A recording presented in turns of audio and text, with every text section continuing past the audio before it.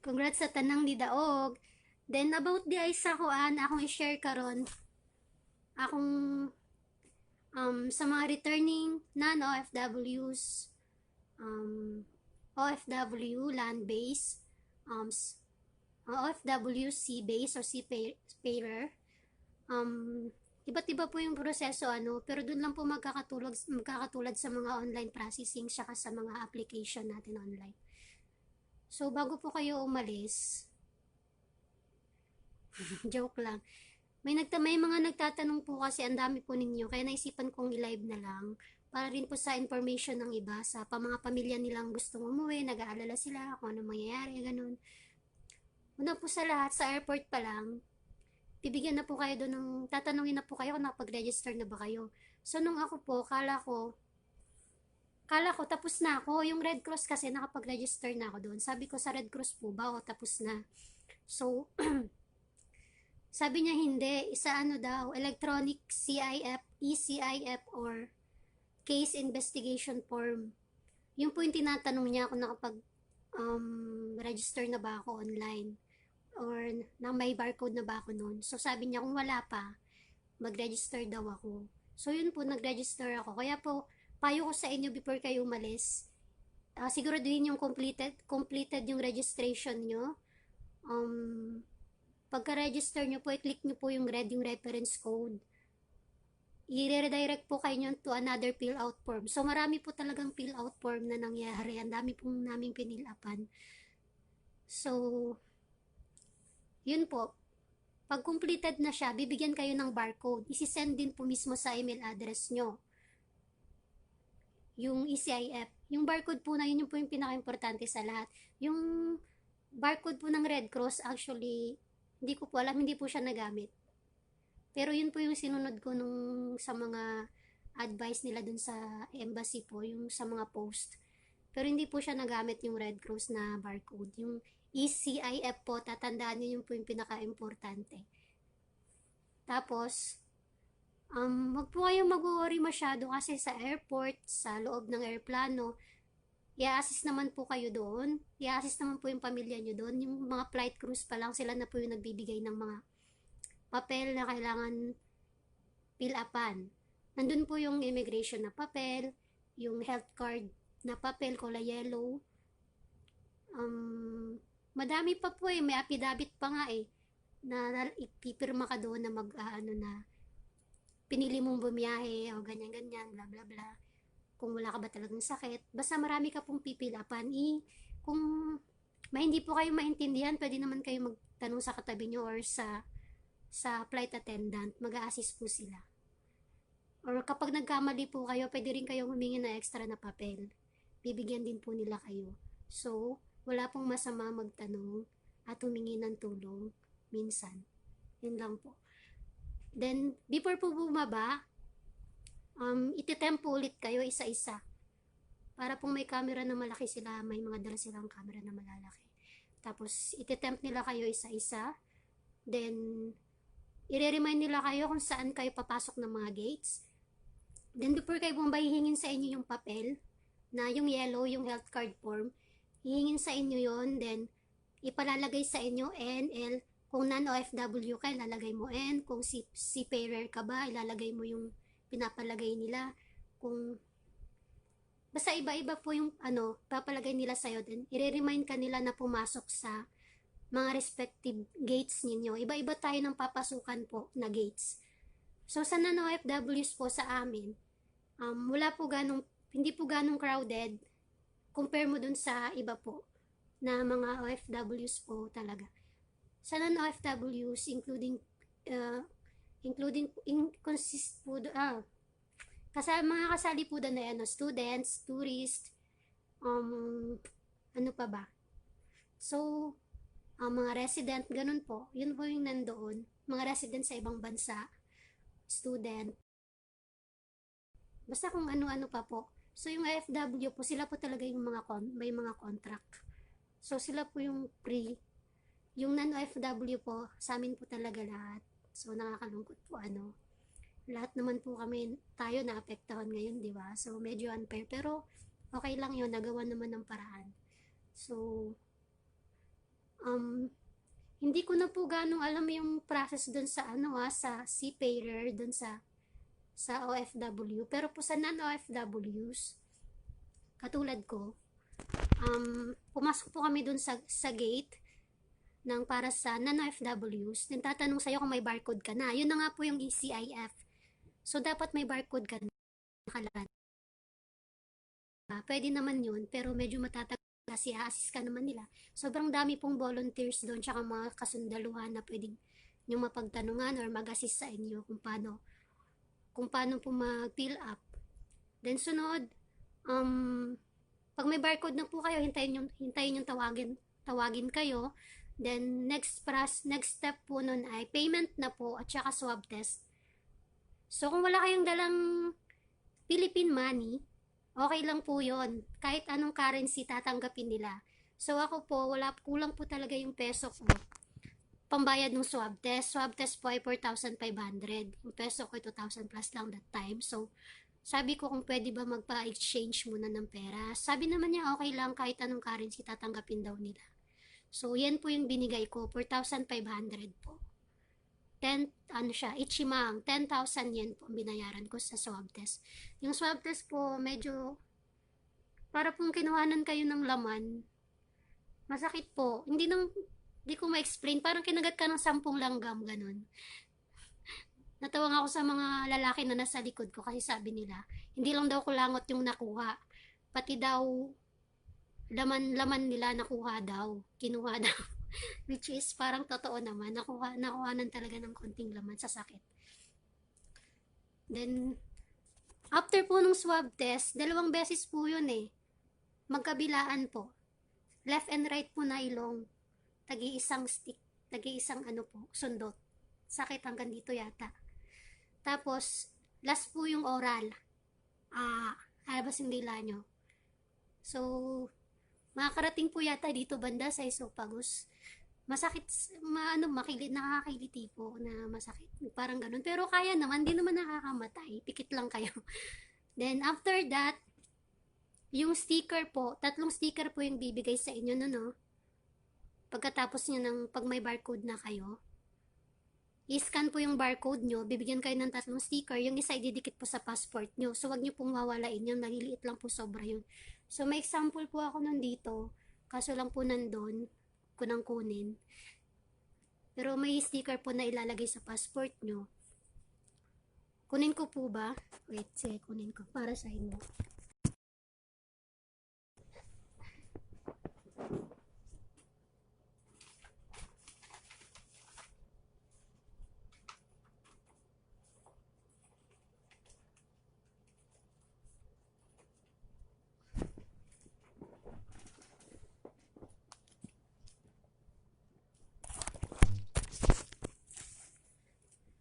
Kasi ito po yung example ng sticker na ididikit nila sa inyo. Hindi, ito ba yun? Basta 3 barcode po siya eh. Ididikit po nila sa inyo dito yung pangalan po nung magsaswab sa inyo, yung laboratory or diagnostic center na magsaswab test sa inyo. So sa akin po, Detoxicare Philippines INC, which is sobrang thankful po ako, hindi po mabot ng 24 hours. Pagkagising ko po ng 8 o'clock, sa email ko po may may result na po tayo ng COVID, which is negative. Thanks God. Then ito po yung mga example ng mga papel. Ito po yung natira sa akin. Tsaka yung sa Red Cross, hindi naman po siya nagamit sa customs po ito. Yung iba napasa na po. Napa ko sa Manila, day. Then after that, after ng swab test, payment, swab test, diretso na po kayo sa immigration. May sample po ako dito nung sa phone ko. May mga picture po ako dito.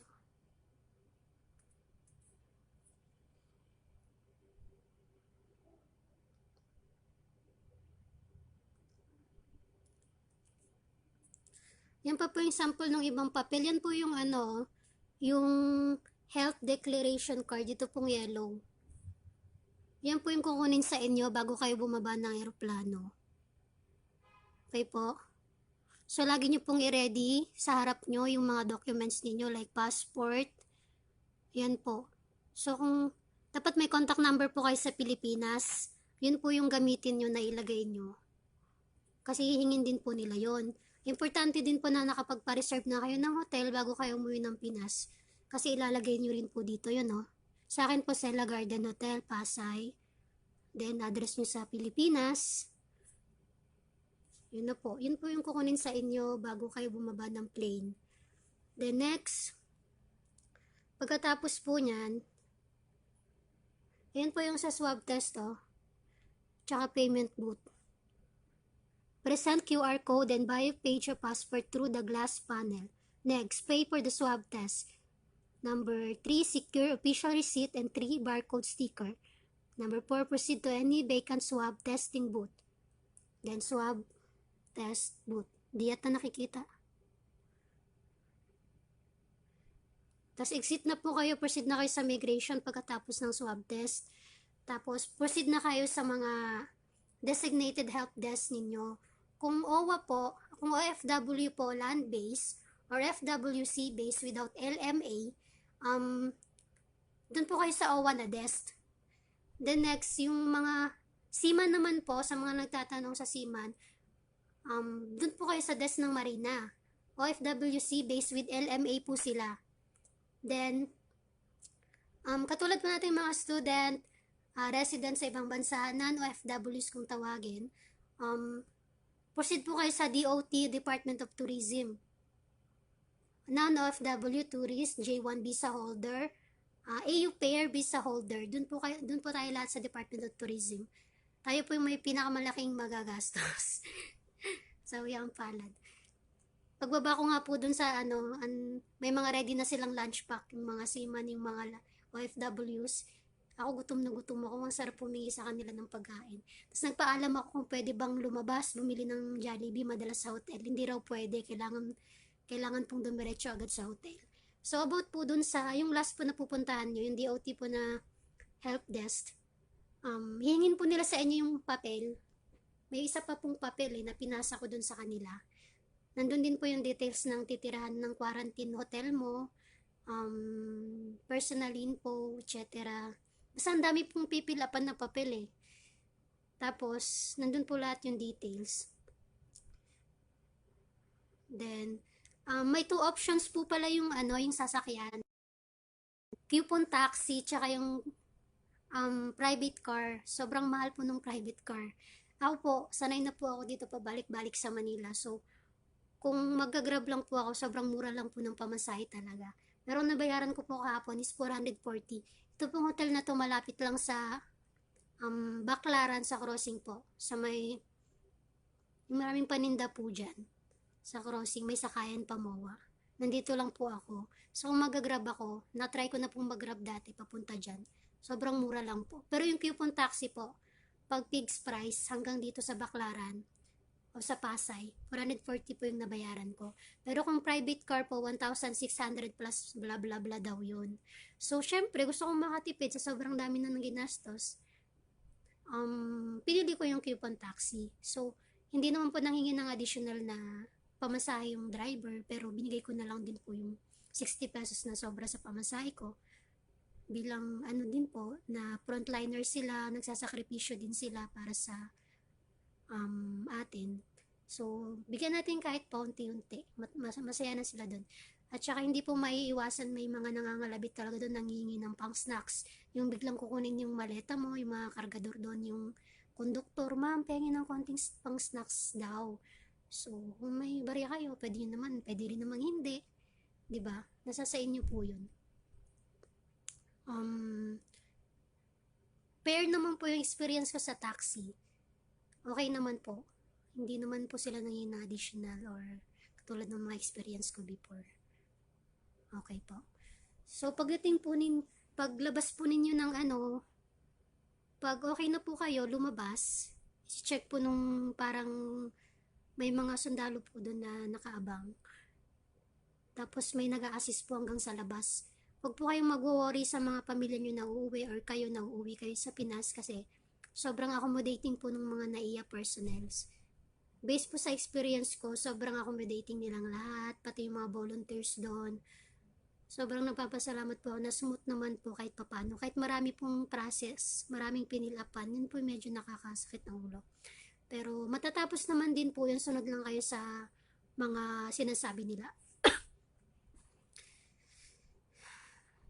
Pila tanan nagastos ni mo day? Pinas lang? Kung sa Pinas lang, siguro prepare mo og kuan, mga 15,000. Sobra na yan. Pinas lang yan na hindi pa kasali ang hotel at saka airplane. Hindi pa kasali. Mag-allowance mo 15,000 or 20. May muli mo Pinas. Samot na muli patag Cebu. So, samot na. Kinanglan dyan tag extra. Diri pa lang daan, no, almost 10k na. Kay 4-5 ang swab test. Nya, kipon taxi nimo. Nya, mutip pa ka sa kuan, gusto ka. Then, pagkaon nimo. So, diri sa hotel lang ako naarian, bawal magpa-deliver og food. So, pero luckily today nakagawas ko kay ni bitugtan ra ko nila since negative naman ko, basta din lang mulayo kayo sa premises. So, mga ingana, prepare lang mo gingana. Gamay ra na nimo dayoy. Ako wala na jud simot. Basta ba paglaing tao. Pero thankful naman dagang good-hearted sa atua. So maura to, then today di ay kuan. Bisan sa kanang sa hotel, pwede ra mo mag na yung mga pangutana, pwede ra mo mangutana sa staff, kabalo sila, nasa yung mga contact sa kuan. Karon na nay direct sa Cebu, nagkataon lang pag booking na mo wala pa direct sa Cebu. Karon na nay direct, pero ang akong nadunggan nga to medyo slow daw ang process. Dili ko sure pero mo yung nadunggan. Medyo madugay mong waiting mga ana paghuwat sa kuan sa result.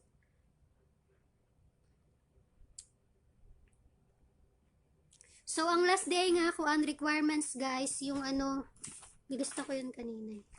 Ang last nga requirements, if muli mo, kuan niya sa, wala na kayo ko idea sa uban, pero sa non-OFWs, sa Returning Overseas Filipino RF, valid ID, travel authority, issued by JTFCB Shield, kung napamoy domestic flights, like Manila to Cebu, Manila to Davao. Then negative RT-PCR or certificate of quarantine. So pag natanggap nyo na po yung yung negative result nyo,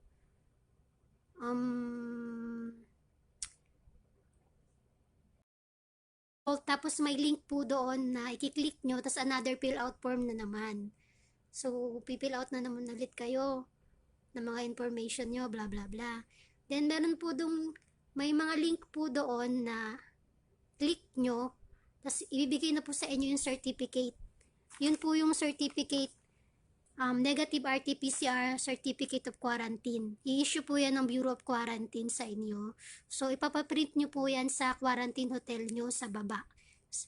Mag-a-assist po sa inyo ang mga staff. O, kinatok ako nung mismo ng hotel staff, kasi sila daw po yung kukuha nito o mag-aayos nitong travel authority para po makabiyahe ako sa Pasibu. Sabi ko, nagtanong ako mismo sa Bureau Quarantine Officer through email. Nagtanong po talaga, kinlaro ko po, kasi bakit po may kumatok. Sabi sila daw mag-aayos, tapos manghihingi lang ng konting pamasahe, or kami na daw bahala sa kanila, or konting snacks. Ganyan. So, pero kinlaro ko pa rin po. Kahit nag-guess na ako sa kanya, kinlaro ko pa rin po through email sa Bureau of Quarantine Officer. Kasi sobrang bilis din po mag-reply ng Bureau of Quarantine Officer talaga. Kahit ano pong tanong nyo, sasagutin nila. Wala pang 1 minute, may reply na agad. So, yun po yung nakakabilib ngayon, sobrang ina-assist po nila yung mga pauwing Pilipino.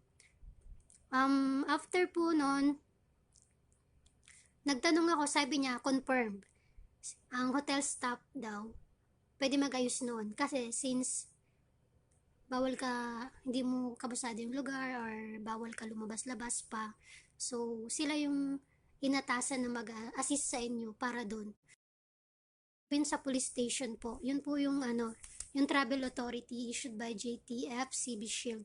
So, valid ID, travel authority, at saka yung certificate of quarantine issued by DOH, tsaka Bureau of Quarantine. Tsaka po yung plane ticket mo, pa Cebu or pa saang lugar pa yan. Kailangan nyo rin i-ready. Pila gasto ni mo tananan. Siguro, hindi ko na isasali yung ano no, plane ticket tsaka yung hotel. Dito lang sa Pinas. Siguro kailangan yung mag-budget ng mga 15 to 20,000. Hanggang Cebu na yan ha. Sobra na siguro yan. Kasi sa pag nano FW, kailangan talaga natin guma kailangan talaga natin mag-keep ng pera kasi hindi tayo free sa lahat. Hindi tayo free sa sa alam yun na, hindi tayo free. Yun na, ganun talaga. So, prepare lang. Around 15 to 20k siguro.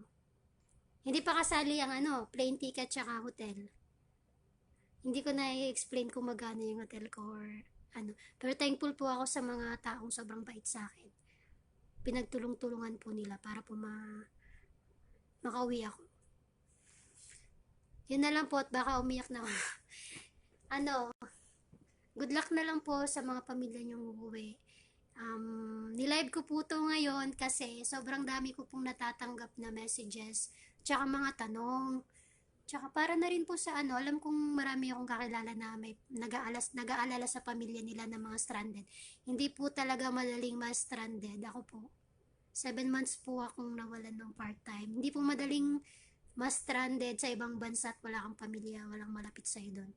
So, advice ko lang po na kung may pamilya kayo na stranded ngayon, kumustahin nyo po. Mas masaya na sila doon. Tsaka, yun lang, kumustahin nyo sila.